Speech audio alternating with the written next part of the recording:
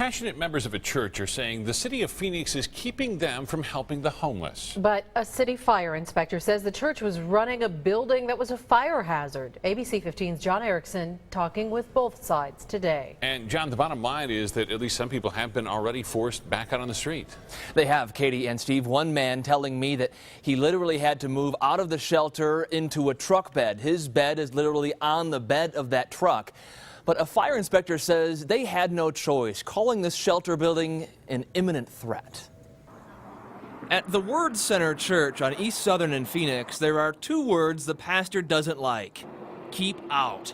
That's what the sign says by order of the city fire marshal. The signs are on the building the church used as a shelter for homeless people like Al Josen. Since he and others have to keep out, he's turned to keeping this as his home.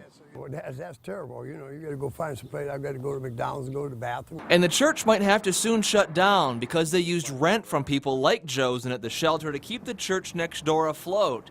The church's pastor is Jeffrey Burns. We were housing people that needed help.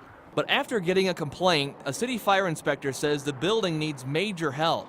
We could not get inside, but the inspector says the building had padlocked doors, a broken fire alarm, and open electric issues, among other problems. Burns disputes that. Everything was up to code. The fire inspector says the church will have a chance to fix the problems, and then people can stay here again. Until then, Josen's bed remains in the truck bed. So a tough situation for the people caught in the middle, the homeless people. Why did the church use the shelter for money? Well, the pastor says his congregation is simply too poor. They wouldn't be able to pay the bill with only those congregation donations. All right, thanks, John.